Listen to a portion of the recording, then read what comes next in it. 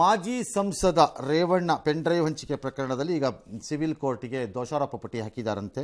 ಅವರ ಆಪ್ತರೇ ಎಲ್ಲ ಇದ್ದಾರಂತೆಪ್ಪ ಅದರಲ್ಲಿ ಆರೋಪಿಗಳ ಪೈಕಿ.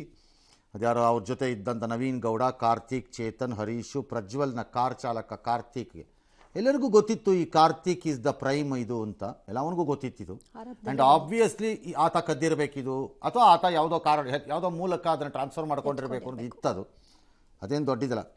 ಒಬ್ಬೊಬ್ರದ್ದು ಒಂದೊಂದು ಸಮಸ್ಯೆ ಇತ್ತಂತೆ. ಕೆಲವ್ರಿಗೇನೋ ದುಡ್ಡಿನ ವ್ಯವಹಾರ ಅಂತೆ, ಕೆಲವರು ಟಿಕೆಟ್ ಕೊಡಿಸ್ಲಿಲ್ಲ ಅಂತನಂತೆ, ಕೆಲವ್ರಿಗಿನ್ನೇನು ಅಧಿಕಾರ ಕೊಡಿಸ್ಲಿಲ್ಲ ಅಂತನಂತೆ. ಈ ಥರ ಒಬ್ಬೊಬ್ರದ್ದು ಒಂದೊಂದು ಕೋಪ ಅಂತೆ, ವೈಯಕ್ತಿಕವಾಗಿ ಎಲ್ಲ ಸೇರ್ಕೊಂಡು ಬಡ್ದಿದ್ದಾರೆ ಅಂತ ಸುದ್ದಿ. ಗೊತ್ತಿಲ್ಲ, ಅದೇನಾದ್ರು ಇರಲಿ. ನಾಳೆ ಕೋರ್ಟ್ಗೆ ಹೋಗುತ್ತೆ, ಆರೋಪ ಪಟ್ಟಿ ಏನಾಗುತ್ತೆ ನೋಡೋಣ. ಲಾಯರ್ ಮಾತಾಡಿದ್ದಾರೆ. ಮುಂದಕ್ಕೆ ಹೋಗೋಣ.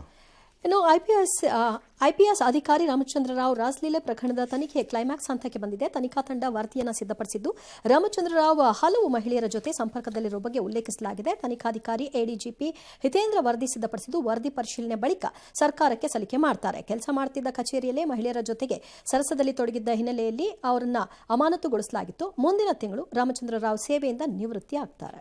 ಇಲ್ಲಿ ಕೇಸ್ ಆಗಿಲ್ಲ, ಒಂದು ತನಿಖಾ ಸಂಸ್ಥೆ ಕೊಟ್ಬಿಟ್ರು, ಮುಗಿದೋಯ್ತು. ಇನ್ನೇನು ಮಾಡ್ಬೇಕು ಮತ್ತೆ ನಿಮ್ಮ ಪ್ರಕಾರ? ಹೆಣ್ಮಕ್ಳು ಯಾರು ದೂರು ಕೊಡ್ಲಿಲ್ಲ ಅನ್ನೋ ಕಾರಣಕ್ಕೆ ತನಿಖೆ ಅಷ್ಟೇ. ಯಾರು ಕನ್ಸೆಂಟ್ ಕೂತಿದ್ರೆ ನೀವು ಯಾರು ಕೇಳಕ್ಕದನ್ನ ಅಂತ ಬರುತ್ತೆ ನೆಕ್ಸ್ಟ್ ಪ್ರಶ್ನೆ. ಅವರೇ if it is consent. Okay, ಅವ್ರು ದೂರು ಕೊಡ್ತಾ ಇಲ್ಲ ಅಂದ್ರೆ ಅದು ಆಬ್ವಿಯಸ್ ಕನ್ಸೆಂಟ್ ಅಂತ ಆಯ್ತು ಅಲ್ಲಿಗೆ. ಅಲ್ಲಿ ಆಗಿರಬಹುದಾದ ಅಪರಾಧ ತಪರಾಕಿ ಏನಪ್ಪ ಈಗ ಅಂತಂದ್ರೆ ಕ್ರಮ ತಗೋಬೇಕು ಅನ್ನೋದೇ. ಆದರೆ ಸರ್ಕಾರಿ ಕಚೇರಿ ಮತ್ತು ಸರ್ಕಾರದ ಸ್ಥಳದಲ್ಲಿ ಮಾಡಿರುವ ಅಸಹ್ಯ ಮತ್ತು ಹೇಸಿಗೆ ಕೃತ್ಯವನ್ನು ಮಾಡಿರುವ ಗಿರಾಕಿ ಇದು ಅಂತ ಆಗಬೇಕದು. ಅದಕ್ಕಾಗಬೇಕಾದ ಶಿಕ್ಷೆ ಆಗಬೇಕಾಗತ್ತೆ. ಉಳಿದಂತೆ ಏನು ಶಿಕ್ಷೆ ಮಾಡ್ತೀರಿ? If the lady involved are so called ladies involved ಮುಂದೆ ಬರ್ದಿದ್ರೆ ಯಾರೇನು ಮಾಡ್ತೀರಿ? ಅದಕ್ಕೆ ಅವರೇ ಬರಬೇಕು, ಬೇರೆ ದಾರಿ ಇಲ್ಲ. ಅದಕ್ಕೆ ಸೇಮ್ ಥಿಂಗ್ ನಾನು ಅದ್ಯಾವುದೋ ಮುತ್ಯಾಯದ ಪ್ರಕರಣ ಬಂದಾಗ ಹೇಳಿದ್ದಿದ್ದು. ಈ ಕಂಪ್ಲೇಂಟ್ ಬರ್ತಾ ಇಲ್ಲ ಅಂತಂದ್ರೆ ನೀನು ಯಾರೇ ತಗೊಂಬಂದು ದೂರು ಕೊಡೋಕ್ಕೆ ಅಂತ. ಅದಕ್ಕೆ ಬೇಕಾದ ದಾಖಲೆ ಬೇಕಲ್ಲ. ಎಸ್, ಅಂದರೆ ಕಾಕಿ ಬಟ್ಟೆ ಹಾಕ್ಕೊಂಡು ಅದಕ್ಕೆ ಅವಮಾನವಾಗುವ ರೀತಿ ಅವರು ವರ್ತಿಸಿದ್ದಾರೆ. ಸರ್ಕಾರಿ ಕಚೇರಿಯಲ್ಲಿ ಮಾಡುವ ಮೂಲಕ ನಿಯಮಗಳ ಉಲ್ಲಂಘನೆ ಆಗಿದೆ. ಅದ್ರ ಮೇಲೆ ಕ್ರಮ ತಗೋಬೋದು.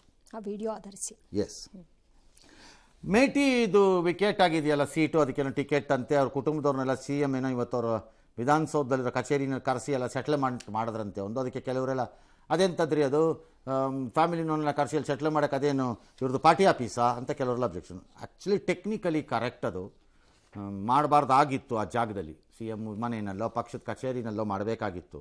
ಅವ್ರಿಗದು ಹೊಳದೇ ಇರಲ್ಲ ಅನ್ಸುತ್ತೆ. ನಮ್ಮ ಪಕ್ಷದ ತಪ್ಪೇನು ಅಂತ ಕೇಳಿದ್ರು. ತಪ್ಪೇನು? ಸಾವಿರ ತಪ್ಪು. ರಾಮಚಂದ್ರನು ಮಾಡಿದ್ದು ತಪ್ಪೇನು? ಏನು ತಪ್ಪು? ಹಂಗಾರೆ ನೆಕ್ಸ್ಟು ಈ ಥರ ಬಂಡತನ ಕೀಳಿದ್ರೆ ಯಾವನೇನು ಮಾಡೋಕ್ಕಾಗದೆ? CM ಆದ್ರೂ ಯಾರಾದ್ರೇನು ಬಂಡತನ ಕಿಳಿಬೇಡಿ. It's incorrect, very simple.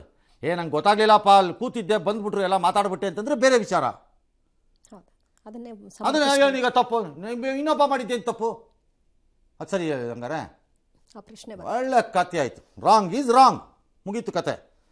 ಇನ್ನು ದಾವಣಗೆರೆಯಲ್ಲಿ ಮತ್ತೆ ಅಲ್ಲೇನೋ ಗಲಾಟೆ ಅಂತೆ, ಜನ ಎಲ್ಲ ಓಡಾಡ್ತಿದ್ದಾರೆ. ನಮಗೆ ಅಂತ ಯಾರೋ ಒಬ್ರು ತಗೊಳ್ಳಿ, ಯಾರೋ ಒಬ್ರು ಗೆದ್ದುಗಳಿ ಹೋಗಿ ಎತ್ಲ ಕಡೆ. ಎಸ್,